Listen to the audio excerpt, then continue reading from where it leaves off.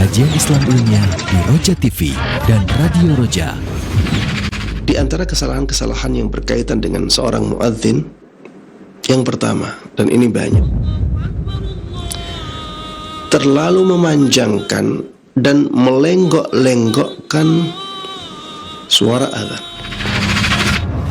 Saksikanlah kajian Islam ilmiah di Roja TV dan Radio Roja.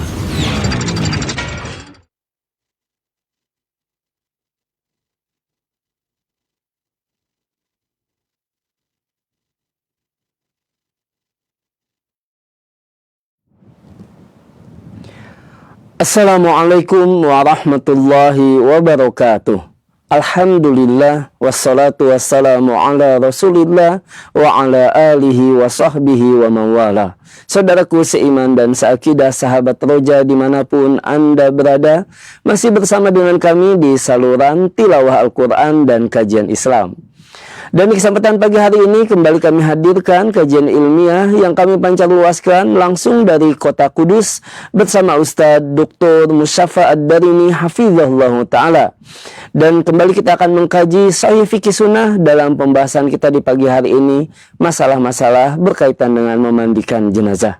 Saudaraku seiman dan seakidah, kami ajak Anda untuk menyimak kajian ini dan juga berpartisipasi dalam sesi tanya jawab. Anda dapat mengirimkan pertanyaan melalui pesan WhatsApp ataupun line telepon di nomor 021 823 6543. Baiklah saudaraku seiman dan seakidah, untuk selanjutnya kita akan simak nasihat dari Ustadz Dr. Musyafa Ad-Darimi Hafizahullah Ta'ala. Kepada Ustadz, falyatafaddal masykura. Bismillahirrahmanirrahim. Assalamualaikum warahmatullahi wabarakatuh. Alhamdulillahi rabbil alamin. Wassalatu wassalamu ala ashrafil anbiya'i wa sayyidil mursalin, Nabiyyina Muhammadin wa ala alihi wa sahbihi wa man tabi'ahum bi ihsanin ila yaumiddin. Allahumma inna nas'aluka bi asma'ikal husna wa sifatikal ula an tu'allimana ma yanfa'una wa an tanfa'ana bima 'allamtana wa an tazidana 'ilman wa 'amalan wa an taj'ala hadzal 'amal khalisan liwajhikal karim wa an tusahhila lana umurana wa talabana fil 'ilmi wa an tusliha lana qulubana wa syu'unana kullaha wa alla takilana ila anfusina tarfata ain. Amin amin ya rabbal alamin, innaka waliyyu dzalika wal qadiru alaih. Para jamaah sekalian, kaum muslimin dan kaum muslimat, khususnya para pemirsa Roja TV dan para pendengar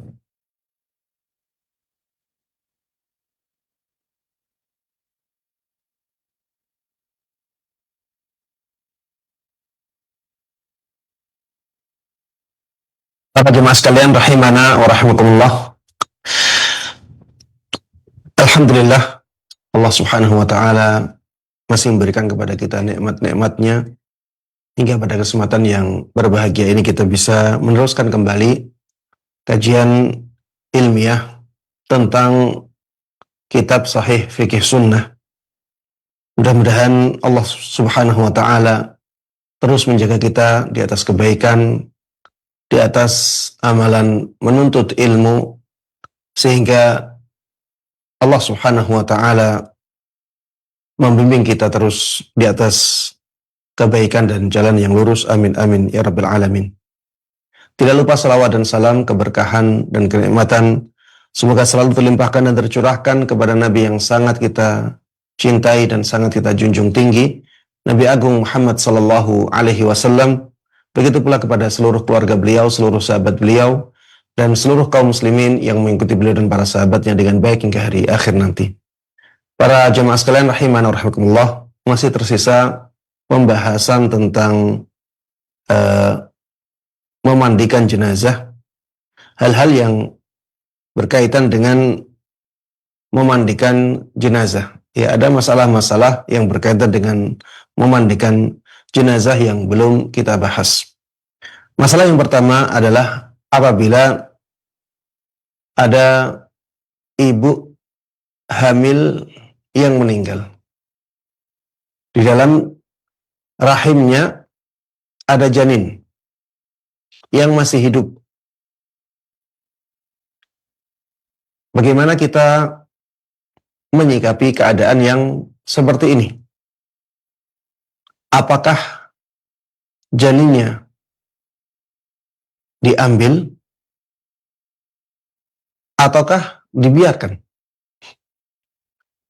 Maka ketika keadaannya seperti ini, kita harus kembalikan masalah ini kepada ahlinya. Kita kembalikan kepada ahli kesehatan, ya. Tenaga medis, pandangan mereka bagaimana? Kalau misalnya mereka memperkirakan janinnya bisa diselamatkan, maka kita ambil pilihan ini dengan cara, ya, perutnya dibelah, ya, kemudian diambil janinnya. Dan sebenarnya, ya, membelah perut mayit ini tidak dibolehkan. Sebenarnya ini tidak dibolehkan. Tapi karena maslahat yang lebih besar, yaitu menyelamatkan nyawa janin, maka menjadi boleh. Di sini berlaku kaidah irtikabu akhafid dararain. Memilih mudarat yang paling ringan. Dibukanya perut mayit adalah kemudaratan. Dan dijaganya perut mayit yang menjadikan janin meninggal, ini juga kemudaratan. Dari kedua kemudaratan ini, kita melihat kemudaratan dibelahnya perut mayit untuk menyelamatkan nyawa janin itu lebih ringan, ya. Kemudaratan dibelahnya perut mayit ini lebih ringan daripada kemudaratan hilangnya nyawa janin. Maka apabila pandangan tenaga medis mengatakan bahwa janin bisa diselamatkan dengan membelah perutnya mayit, maka itu yang kita jadikan sebagai pilihan. Itu yang kita ambil. Tapi kalau misalnya tenaga medis mengatakan bahwa janin tidak mungkin bisa diselamatkan, maka tidak boleh membuka perutnya mayit dengan membelahnya. Tidak boleh membuka perut mayit dengan membelahnya untuk mengeluarkan janinnya. Kenapa? Ya karena itu mudarat yang lebih besar. Itu mudarat yang lebih besar. Kalau perutnya mayit dibuka, kemudian janin sudah meninggal, maka untuk apa? Ini mudarat yang lebih besar. Kalau misalnya perkiraan tenaga medis mengatakan janin bisa diselamatkan, maka sebaiknya perutnya dibelah. Setelah perutnya dibelah, dikeluarkan, ternyata janinnya pun tidak terselamatkan. Apakah ini menjadikan orang yang melakukan usaha tersebut berdosa ataukah tidak? Jawabannya wallahu taala alam, ya. Ini tidak berdosa. Kenapa tidak berdosa? Ya karena mereka sudah melakukan hal tersebut sesuai dengan perkiraan. Sesuai dengan perkiraan manusia. dan manusia hanya bisa berusaha. Adapun hasilnya itu kembali kepada Allah Subhanahu wa Ta'ala. Ya, ini seperti pembahasan yang lainnya. Kalau misalnya ada orang dia terkena penyakit gula, kemudian tenaga medis mengatakan ini kakinya harus diamputasi, karena kalau tidak diamputasi maka penyakitnya semakin parah dan itu akan menjadikan pasien meninggal. Secara perhitungan kedokteran demikian. Maka diambillah pilihan amputasi. Ternyata setelah dilakukan operasi amputasi, orangnya meninggal.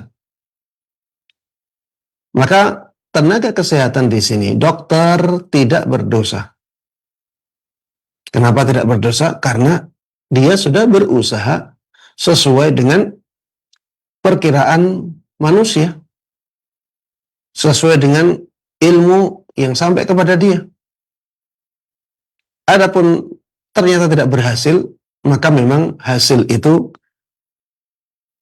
di tangan Allah Subhanahu wa Ta'ala, bukan di tangan manusia. Para jamaah sekalian rahimana wa rahimakumullah, masalah yang kedua adalah apabila mayit dalam keadaan junub atau haid atau nifas. Ya, ini seorang perempuan ya misalnya, atau seorang laki-laki. Seorang laki-laki dia junub meninggal. Atau seorang perempuan dia haid meninggal. Atau dalam keadaan nifas meninggal. Apakah harus dimandikan 2 kali?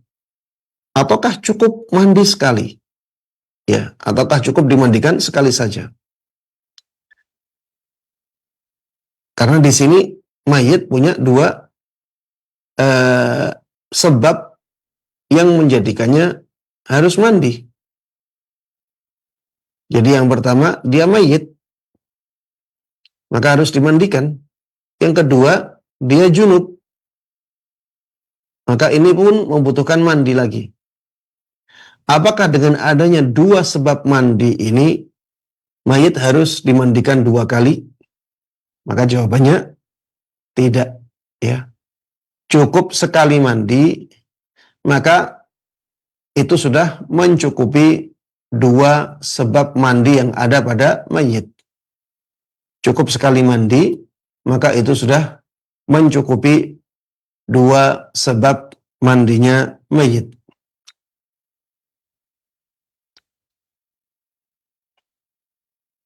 Ini seperti ya ketika berkumpul pada seseorang, misalnya sebab junub dan haid. Sebab junub dan haid. Maka dia cukup ya mandi sekali saja. Dia cukup mandi sekali saja. Misalnya ada orang perempuan, ya, seorang istri berhubungan badan dengan suaminya. Tidak lama setelah itu dia belum mandi, ya. Tidak lama setelah itu dia haid. Maka ketika suci dari haid, maka dia cukup mandi sekali saja. Tidak perlu dia mandi untuk junubnya, yaitu berhubungan badan dengan suami, kemudian mandi lagi untuk selesai dari haidnya atau suci dari haidnya. Tidak perlu seperti itu. Dengan sekali mandi, maka itu sudah mencukupi dia untuk menghilangkan hadas besarnya dari 2 sebab itu. Wallahu a'lam. Masalah yang berikutnya adalah orang yang memandikan mayit. Apakah dia harus mandi? Orang yang memandikan mayit, apakah dia harus mandi? Ada hadis yang sanadnya diperselisihkan oleh para ulama, tapi dikuatkan oleh Syekh Albani rahimahullah. Man ghassala al-mayyit falyaghtasil. Barang siapa yang memandikan mayit, maka mandilah. Dalam riwayat yang lain, man ghassala mayyitan falyaghtasil. Barang siapa yang memandikan mayit, maka mandilah. Ini perintah, dan perintah pada asalnya menunjukkan hukum wajib. Para jamaah sekalian rahimana wa rahimakumullah, pendapat yang lebih kuat dalam masalah ini adalah pendapat yang mengatakan bahwa mandi setelah memandikan mayit adalah sunnah. Mandi, ya maksudnya mandi besar ya, setelah memandikan mayit adalah sunnah. Hal ini berdasarkan hadis tadi, man ghassala mayyitan falyaghtasil. Barang siapa yang memandikan mayit, maka hendaklah dia mandi. Perintah di sini tidak dimaknai perintah wajib, karena ada athar dari sahabat Ibn Abbas radhiyallahu anhuma, beliau mengatakan, laisa alaikum fi ghusli mayyitikum ghuslun idza ghassaltumuh. Tidak ada kewajiban atas kalian untuk mandi ketika kalian memandikan mayit kalian.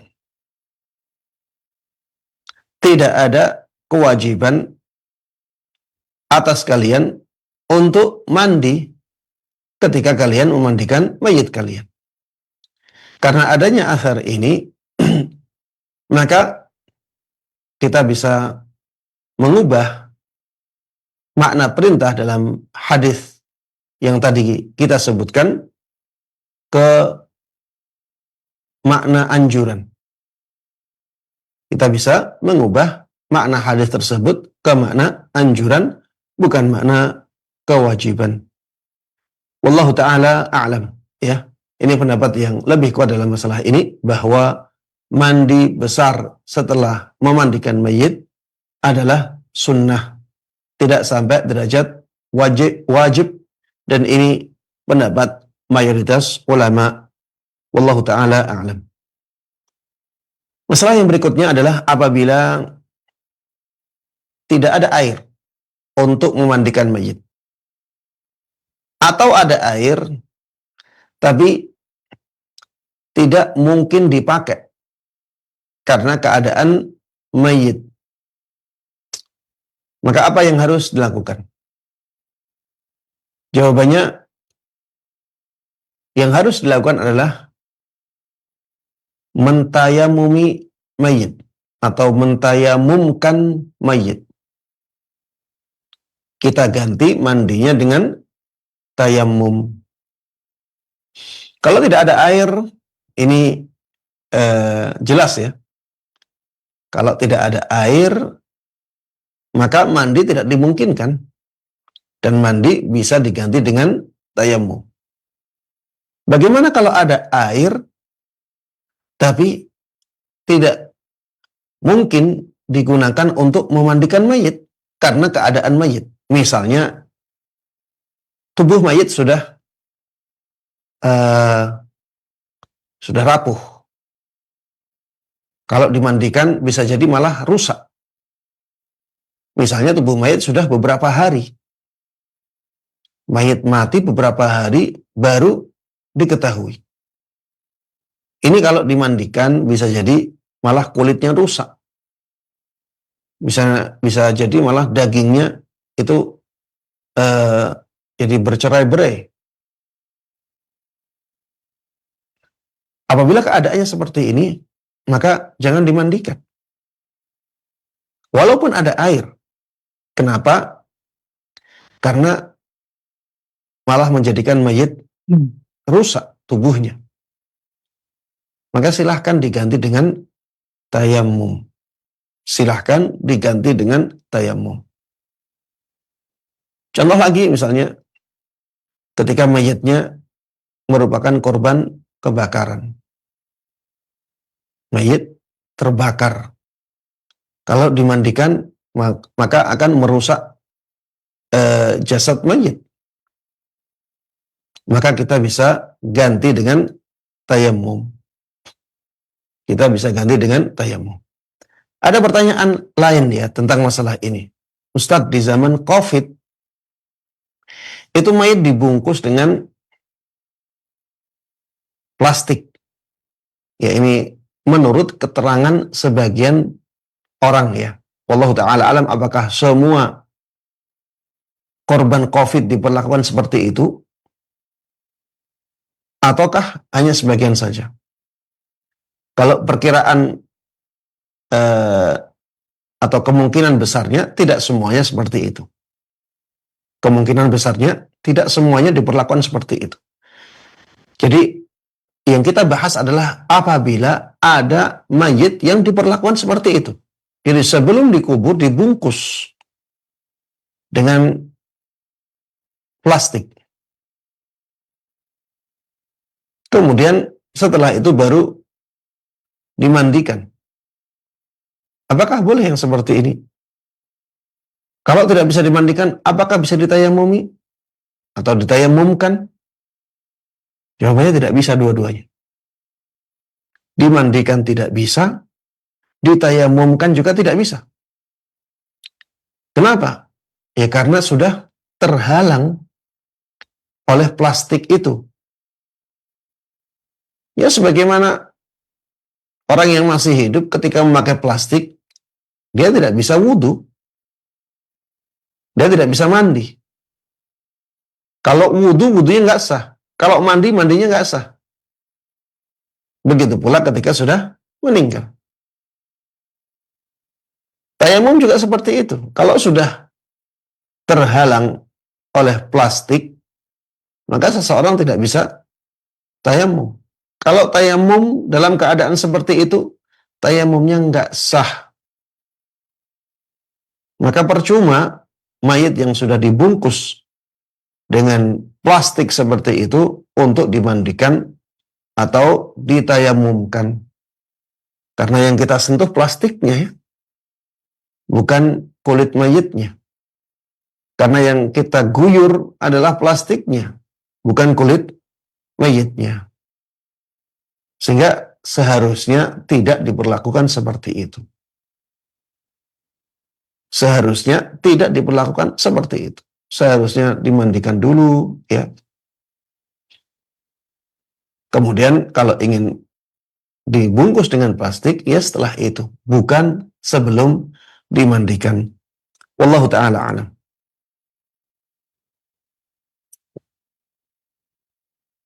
Masalah yang berikutnya adalah apabila seseorang sudah dikuburkan sebelum dimandikan, apakah kuburannya harus dibongkar lagi untuk memandikan mayit?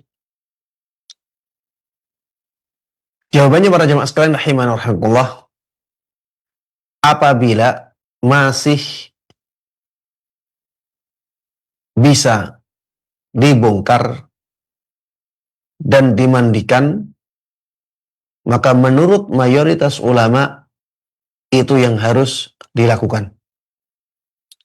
Mayoritas ulama mengatakan apabila masih dimungkinkan untuk dibongkar kuburannya dan tubuh mayit masih bisa dimandikan, maka itu yang harus dilakukan. Ini yang wajib untuk dilakukan. Karena itu hak mayit ya, yang harus ditunaikan oleh mereka yang masih hidup. Dan memandikan mayit tidak mungkin diwujudkan kecuali dengan membongkar kuburannya. Maka membongkar kuburannya menjadi wajib. al-wasail laha ahkamul maqasid. Perantara menuju sesuatu itu mengambil hukum tujuannya. Jadi di sini tujuannya adalah memandikan mayit. Memandikan mayit fardu kifayah, wajib. Dan memandikan tersebut tidak bisa diwujudkan kecuali dengan membongkar kuburan mayit. Maka membongkar kuburan mayit mengambil hukum memandikan mayit. Sehingga menjadi wajib. Ini pendapat mayoritas ulama. Walaupun ada pendapat lain yang mengatakan tidak wajib lagi setelah mayit dikuburkan. Ya, misalnya Imam Abu Hanifah rahimahullah, beliau mengatakan kalau mayit sudah dikuburkan, maka kewajiban memandikan menjadi gugur. Tidak perlu lagi dibongkar kuburannya untuk dimandikan. Namun pendapat ini pendapat yang kurang kuat ya. Pendapat yang kurang kuat. Apalagi keadaannya mayit masih bisa dimandikan. Dan dulu di zaman Nabi Shallallahu Alaihi Wasallam pernah terjadi pembongkaran kuburan. Ada hadis dari sahabat Jabir radhiyallahu anhu, beliau mengatakan, "Atan Nabiyyu sallallahu alaihi wasallam qabra Abdullah ibn Ubay ba'dama udkhila hufratah." Nabi sallallahu alaihi wasallam pernah mendatangi kuburannya Abdullah ibn Ubay. Ini pemimpinnya kaum munafikin di Madinah. Setelah Abdullah ibn Ubay ini dikuburkan, Nabi sallallahu alaihi wasallam mendatangi kuburannya. Fa'amara bihi fa'ukhrij. Maka Rasulullah sallallahu alaihi wasallam memerintahkan orang-orang untuk mengeluarkan Abdullah ibn Ubay dari kuburnya. Jadi dibongkar kuburannya. Apa yang dilakukan oleh Nabi sallallahu alaihi wasallam di sini? Fawada'ahu ala rukbatayhi. Maka Nabi sallallahu alaihi wasallam meletakkan jasadnya Abdullah ibn Ubay di atas kedua paha beliau. Di atas kedua lutut beliau. Ya, maksudnya di atas paha ya. Wa nafatha alaihi min riqihi. Kemudian beliau meniup ya dengan tiupan yang di situ ada cipratan air liur yang sedikit sekali. Wa albasahu qamisahu. Dan beliau memakaikan pakaiannya untuk Abdullah ibn Ubay, pemimpin kaum munafikin ini. Ada yang mengatakan ini atas permintaan dari anaknya yang bernama Abdullah. Jadi Abdullah ibn Ubay ini punya anak yang bernama Abdullah, dan Abdullah ini sahabat Nabi Sallallahu Alaihi Wasallam yang mulia. Anaknya Abdullah, anaknya yang bernama Abdullah, ini meminta kepada Nabi Sallallahu Alaihi Wasallam agar Nabi Sallallahu Alaihi Wasallam memakaikan pakaiannya untuk ayahnya. Kemudian setelah itu dikuburkan lagi. Para jemaah sekalian rahimana wa rahimakumullah, untuk memakaikan pakaian untuk mayit saja dibolehkan dengan membongkar kuburan. Padahal ini bukan sesuatu yang wajib. Ini bukan sesuatu yang wajib. Apalagi membongkar kuburan untuk sesuatu yang wajib, yaitu memandikan jenazah tersebut. Maka itu lebih dibolehkan lagi.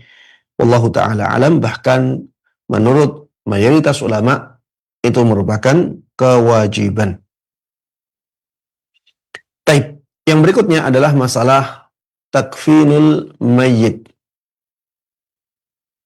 yaitu mengafani mayit. Mengafani mayit telah disepakati oleh para ulama merupakan fardu kifayah. Ini sebagaimana memandikan mayit. Memandikan mayit fardu kifayah. Kewajiban yang apabila sudah dilakukan oleh sebagian kaum muslimin, maka menjadi gugur atas sebagian yang lainnya. Mengafani mayit juga demikian. Apabila sudah dilakukan oleh sebagian kaum muslimin, maka kewajibannya menjadi gugur atas yang lainnya. Termasuk di antara dalil yang menunjukkan wajibnya mengafani mayit adalah hadis dari sahabat Ibn Abbas radhiyallahu anhuma tentang salah seorang sahabat Nabi Shallallahu Alaihi Wasallam yang meninggal saat sedang ihram karena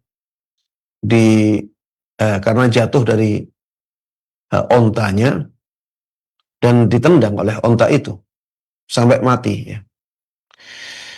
Maka Nabi Shallallahu Alaihi Wasallam mengatakan kepada para sahabatnya, "Ighsiluhu bima'in wa sidrin wa kaffinuhu fi thawbain."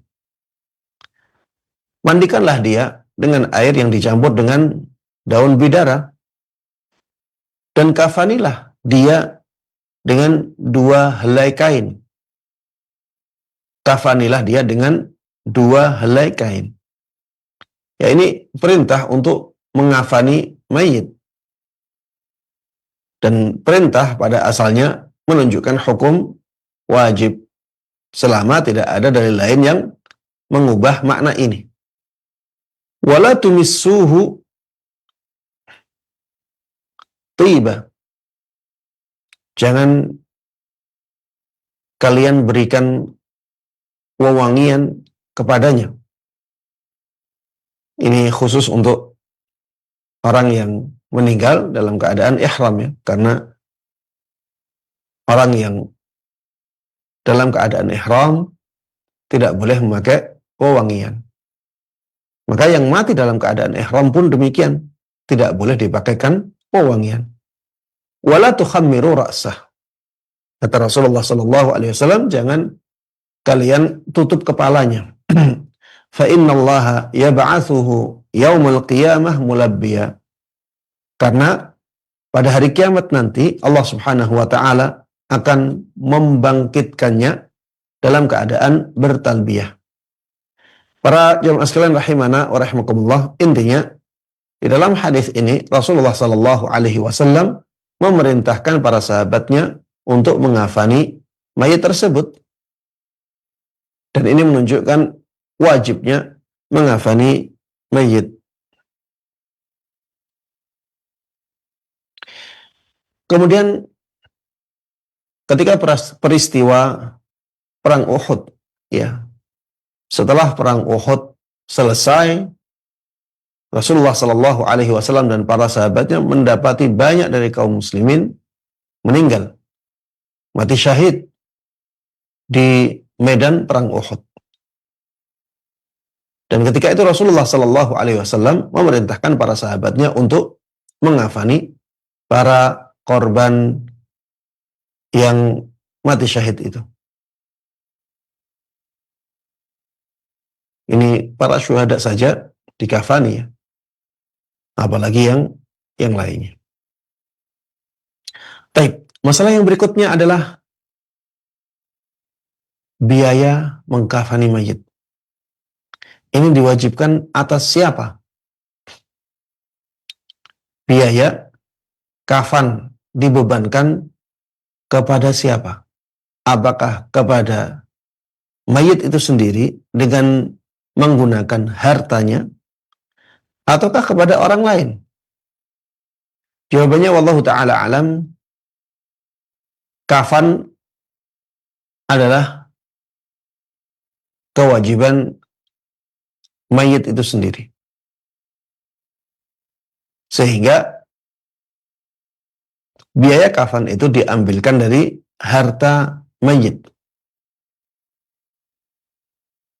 Jadi harta mayit sebelum dibagikan harus digunakan untuk kebutuhan-kebutuhan mayit.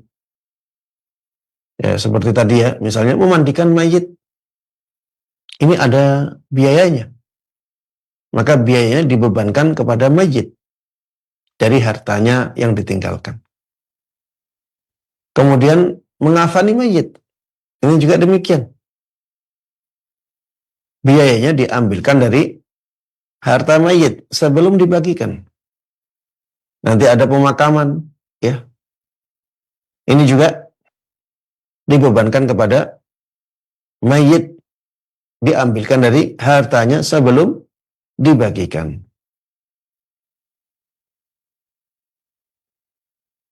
Bukan dari harta keluarganya, tapi dari harta mayit.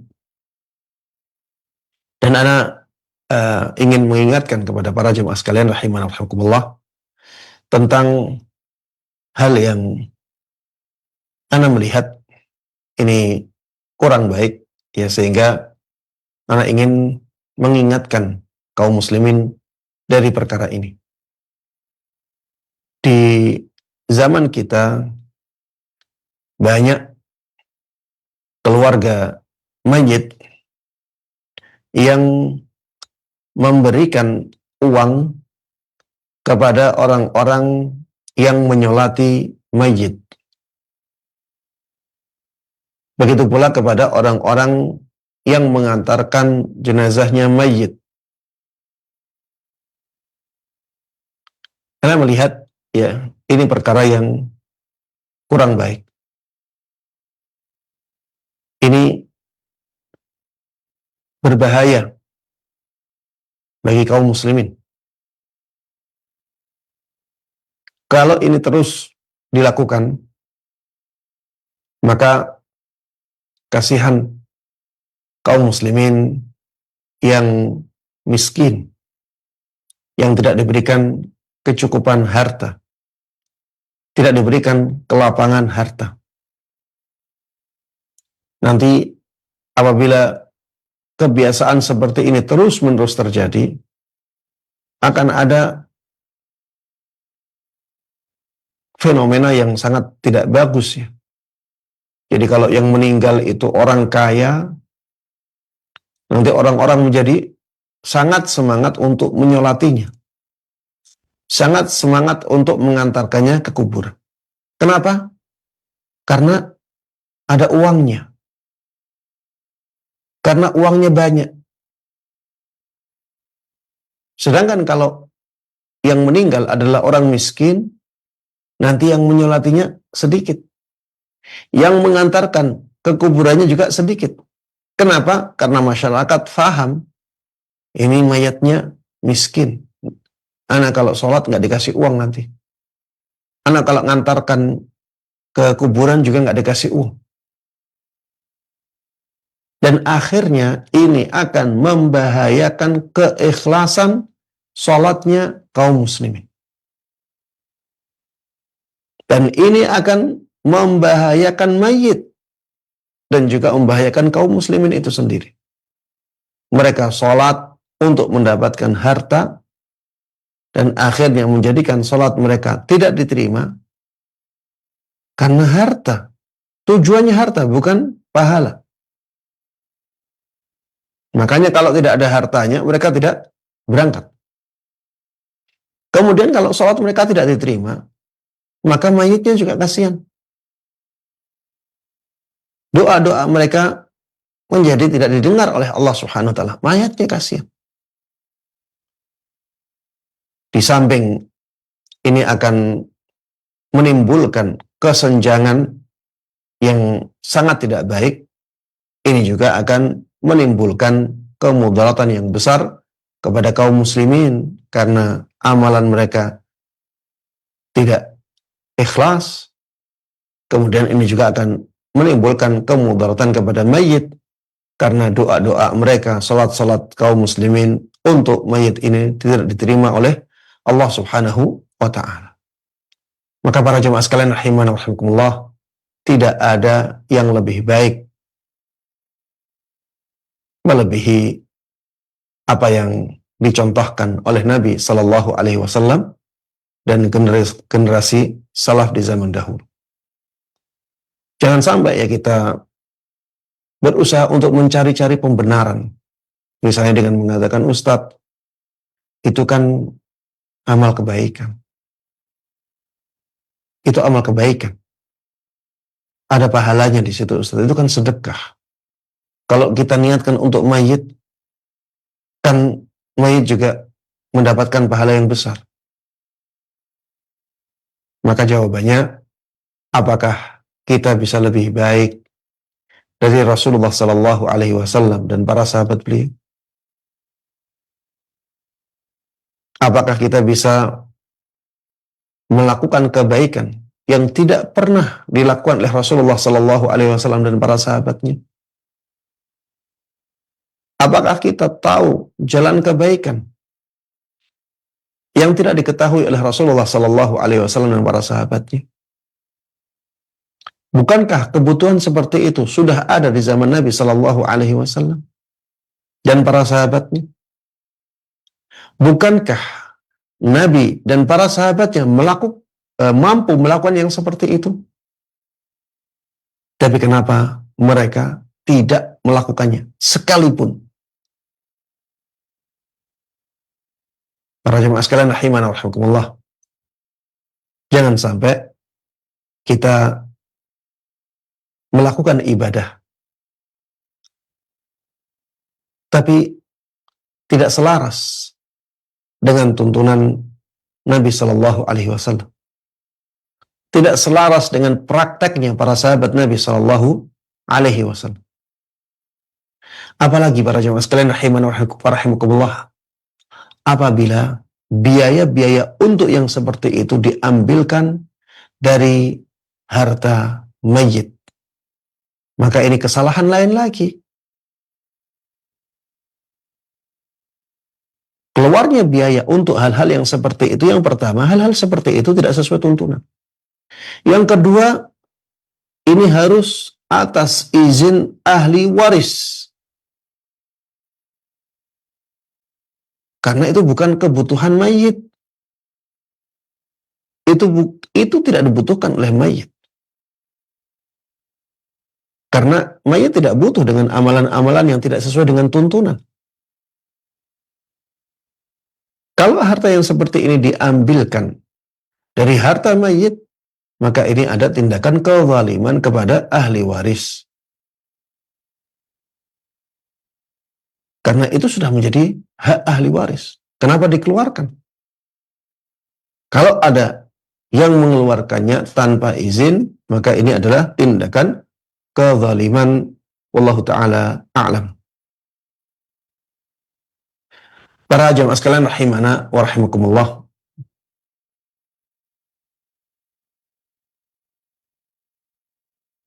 tadi disebutkan ya bahwa kafan ini dibebankan biayanya kepada mayit dari hartanya. Pertanyaan yang selanjutnya adalah, apakah ketika yang meninggal istri, kafannya dibebankan kepada suaminya, ataukah dibebankan kepada istri itu sendiri, diambilkan dari hartanya? Ini masalah yang diperselisihkan oleh para ulama. Ada yang mengatakan, kalau yang meninggal istri, maka biaya kafan dibebankan kepada suami. Karena itu kebutuhan istri yang harus dicukupi oleh suami. Sebagaimana makannya istri, sebagaimana kebutuhan-kebutuhan istri yang lain, yang utama, harus dicukupi oleh suami, maka kebutuhan kafan juga demikian. Ada yang mengatakan, kebutuhan kafan dibebankan kepada istri, diambilkan dari hartanya. Wallahu ta'ala alam, ana lebih menguatkan pendapat yang kedua ini. Ana lebih menguatkan pendapat yang kedua ini. Hanya saja, ya, ini bukan kewajiban nih. Maksudnya, kalau istri meninggal, maka kafannya harus diambilkan dari harta istri. Ya, tidak harus seperti itu. Tapi kalau misalnya tidak ada yang ngasih kafan, misalnya suaminya tidak mau, maka suami tidak berdosa. Bisa diambilkan dari harta istri. Ini konsekuensi dari pendapat tidak wajibnya bagi seorang suami untuk mengafani istrinya. Konsekuensinya, kalau suami mengambilkan biaya kafan dari harta istri, maka tidak masalah. Karena nggak ada kewajiban kepada suami, tidak ada kewajiban atas suami untuk mengafani istrinya. Sehingga, ya boleh dia mengafani istrinya dan dia ambilkan dari harta istrinya, bukan dari harta dia. Kenapa hal ini menjadi kewajiban istri sendiri? Ya, sebagaimana mayit-mayit yang lainnya. Sebagaimana mayit-mayit yang lainnya. Pada asalnya, laki-laki dan perempuan itu sama hukumnya. Kalau laki-laki dibebankan kepada dirinya, maka pada asalnya perempuan juga kafannya dibebankan kepada dirinya. Wallahu ta'ala a'lam. Bagaimana kalau mayit tidak punya harta untuk mengkafani dirinya sendiri? Dia miskin sekali. Dia tidak punya kain untuk kafan dia. Kalau misalnya dia masih punya pakaian-pakaian, kain-kain yang bisa menutupi dirinya, bisa digunakan untuk menutup badannya, menutup auratnya, maka itu yang dilakukan. Walaupun itu adalah bajunya sendiri. Jadi kain baju ya, bukan kain putih. Jadi kafan itu, para jemaah sekalian rahiman warahmatullah, tidak harus berwarna putih. Tidak harus tidak ada jahitannya. Tidak harus seperti itu. Bahkan nanti akan disebutkan ya bahwa termasuk di antara kafan yang bagus adalah kafan yang ada corak bergarisnya, ada corak garisnya. Ini termasuk di antara kafan yang bagus kalau kita gunakan, maka ada dalil yang menunjukkannya. Jadi kafan tidak harus berwarna putih, walaupun warna putih itu lebih afdal. Nanti akan disebutkan. Kafan juga tidak harus polos, ya, tidak harus polos. Bisa juga dia bercorak. Kalau misalnya ya ada orang saking senangnya dengan kain batik, kemudian dia berpesan kepada keluarganya, nanti kalau saya mati, saya ingin dikafani dengan kain batik yang tidak ada gambar makhluk bernyawanya misalnya. Maka boleh, tidak ada masalah. Kain kafan tidak harus berwarna putih. Tidak harus polos. Yang penting kain tersebut bisa menutupi auratnya mayit. Atau menutupi jasadnya mayit. Yang penting kain kafan tersebut bisa menutupi jasadnya mayit. Ketika kain kafan tersebut bisa menutupi jasadnya mayit, maka itu sudah mencukupi. Dan ada keutamaan, ya, kafan itu kalau laki-laki 2 helai, dua rangkap ya. Jadi 2 lapis. Kalau laki-laki sunnahnya 2 lapis. Kalau perempuan ya disunahkan lebih dari 2 lapis ya. Insya Allah kita akan menjelaskan afwan. Kalau laki-laki dianjurkannya 3 lapis, sedangkan perempuan dianjurkannya 5 lapis. Ya insya Allah nanti akan kita bahas pembahasan itu di pertemuan yang berikutnya. Kita cukupkan pertemuan kita sampai di sini. Mudah-mudahan yang kita bahas bersama bermanfaat dan Allah berkahi. Amin amin ya rabbal alamin. Wa sallallahu wa sallama wa baraka ala nabiyina Muhammad wa ala alihi wa sahbihi wa man tabi'ahum bi ihsanin ila yaumiddin. Walhamdulillahi rabbil alamin.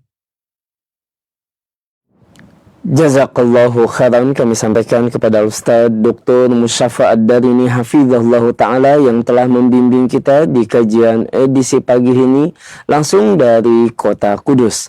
Dan untuk berikutnya kami undang Anda sahabat Roja dimanapun Anda berada. Anda dapat berpartisipasi dalam sesi tanya jawab. Anda dapat mengirimkan pertanyaan melalui pesan WhatsApp ataupun line telepon di nomor 021 823 6543. Baiklah, untuk pertanyaan pertama kita akan angkat pertanyaan melalui line telepon. Kami persilahkan. Iya. Assalamualaikum Ustaz. Waalaikumsalam warahmatullahi wabarakatuh. Dengan siapa di mana Bapak? Dari Mayoya, Pemekasan Ustaz. Baik, silakan Bapak. Kalau di kampung saya masalah kafan itu Pak, masalah sarana mayit, biasanya ada berkumpulannya Ustaz. Itu namanya kalau di istilah kampung saya rukun kematian itu. Dan tiap bulan ditagih. Baik. Jadi ahli waris tidak repot mencari kain untuk kafan. Dan tidak repot-repot, pokoknya segalanya tidak repot gitu. Diambil dari dukun-dukun itu. Baik. Pertanyaannya Bapak? Pertanyaannya apakah boleh itu Ustaz? Baik. Begitu Ustaz. Assalamualaikum warahmatullahi wabarakatuh. Waalaikumsalam warahmatullahi wabarakatuh. Jazakallahu khairan untuk Bapak di Pamekasan. Tafadhol Ustaz. Ya, para jemaah sekalian rahimana wa rahimakumullah, tadi sudah disampaikan ya dalam kajian bahwa boleh seorang mayit dikafani dari selain hartanya. Tadi disampaikan bahwa seorang istri biaya kafannya adalah dari hartanya, bukan dari harta suaminya. Kemudian Anda sampaikan, tapi tidak harus seperti itu. Tidak harus seperti itu. Kalau misalnya suaminya secara sukarela membiayai kafan istrinya, maka tidak ada masalah. Tapi kalau tidak seperti itu, maka suami tidak berdosa. Ini konsekuensi dari pendapat yang tadi kita bahas. Begitu pula ketika masyarakat sudah punya kesepakatan untuk membiayai kafan dari anggota masyarakat tersebut yang meninggal. Mereka bersepakat. Siapapun yang meninggal nanti mendapatkan kafan dari iuran bersama. Yang seperti ini boleh, ya, nggak ada masalah sama sekali. Bahkan ya ini menunjukkan baiknya masyarakat tersebut. Karena mereka bergotong royong, mereka bekerja sama dalam kebaikan, yaitu mengkafani mayit. Dan amalan mengkafani mayit adalah amalan yang mulia. Tadi disebutkan hukumnya fardu kifayah, wajib yang kifai. ketika kewajiban tersebut sudah dilakukan oleh sebagian orang, maka menjadi gugur atas sebagian yang lainnya. Dan sesuatu yang wajib itu sesuatu yang mulia. Maka ya, praktek yang seperti ini adalah praktek yang mulia. Wallahu ta'ala a'lam.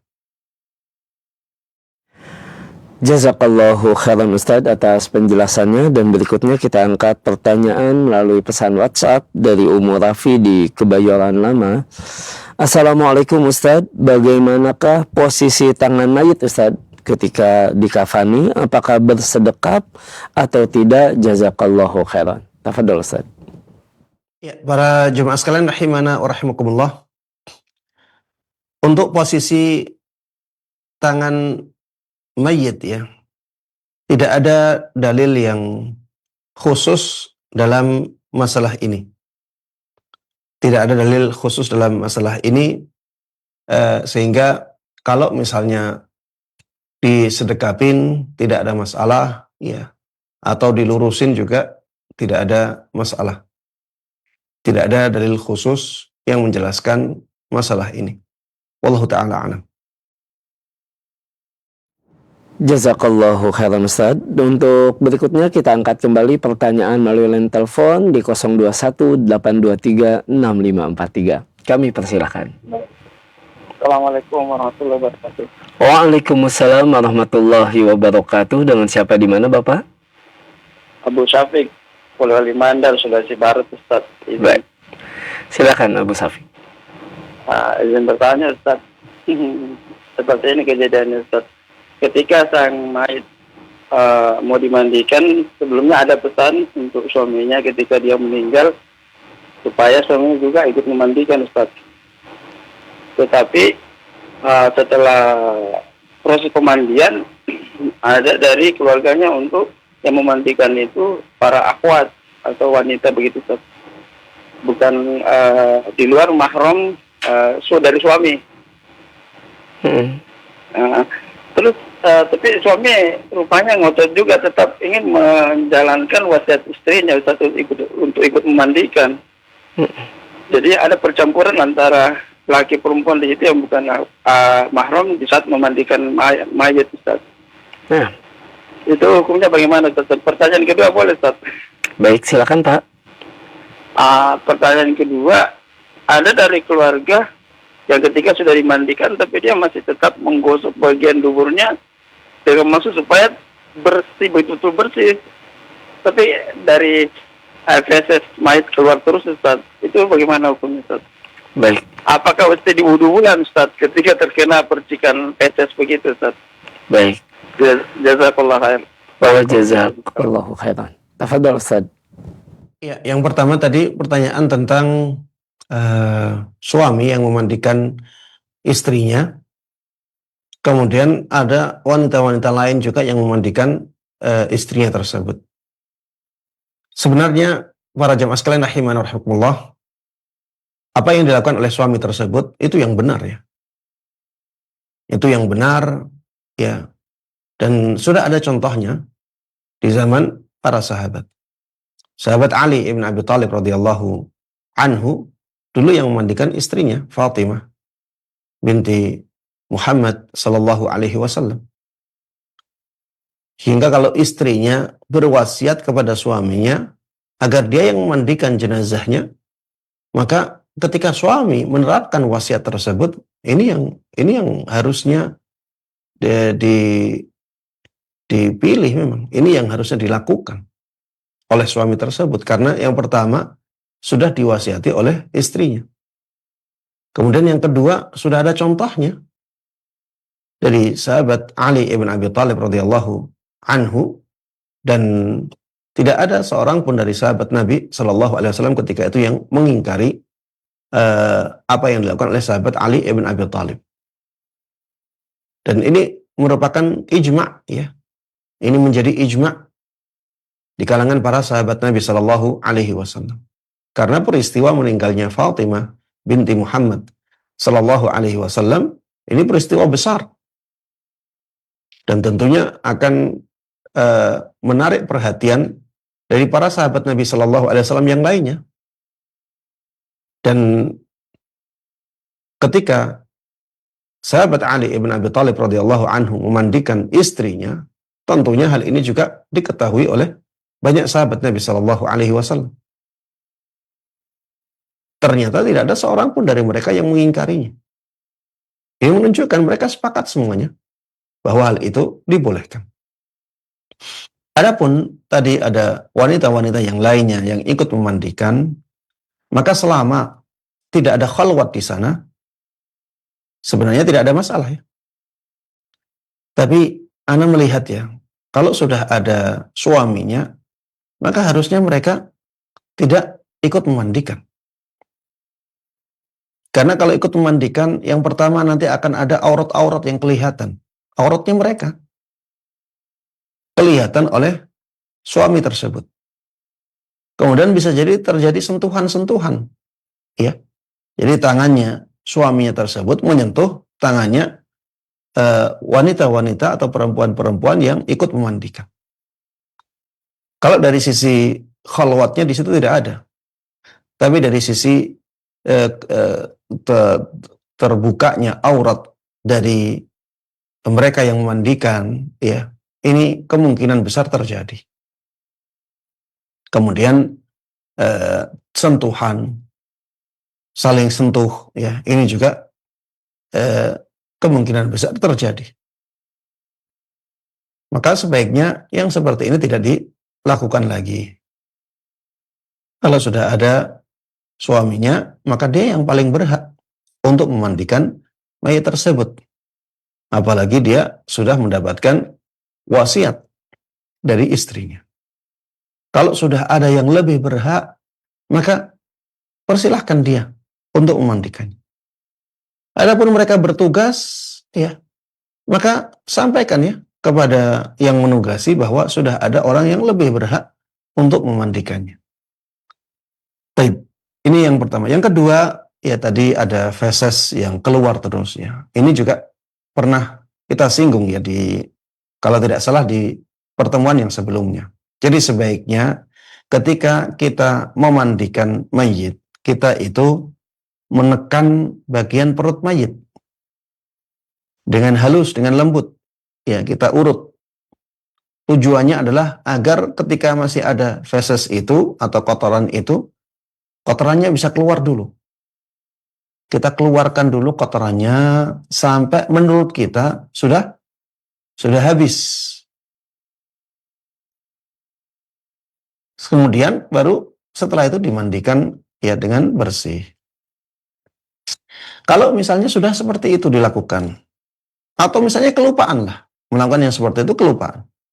Setelah dimandikan, ada feses yang keluar.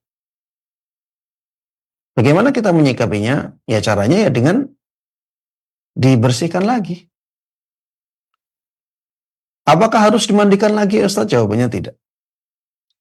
Bersihkan fesesnya dan bersihkan tempat-tempat yang terkena feses itu. Kalau misalnya kain kafannya terkena, ya kain kafannya dicuci. Kain kafan tersebut dicuci. Ustaz, apakah boleh basah seperti itu? Setelah dicuci kan basah nanti, Ustaz. Jawabannya boleh, nggak ada masalah. Tapi usahakan ya, dikeringkan ya sebisa mungkin, ya diperas mungkin. Setelah itu dibuat untuk mengkafaninya lagi. Ini tidak ada masalah ya. Wallahu ta'ala a'lam. Jazakallahu khairan Ustaz atas penjelasannya. Dan pertanyaan terakhir Ustaz di kesempatan kita pagi hari ini dari Nurasini di Kota Bogor. Izin bertanya Ustaz, jika ada seorang ayah meninggal dan meninggalkan harta berupa uang dan bangunan, namun ternyata dalam pengurusan jenazahnya termasuk mengkafani, seluruh biayanya ditanggung oleh anak sulungnya Ustaz.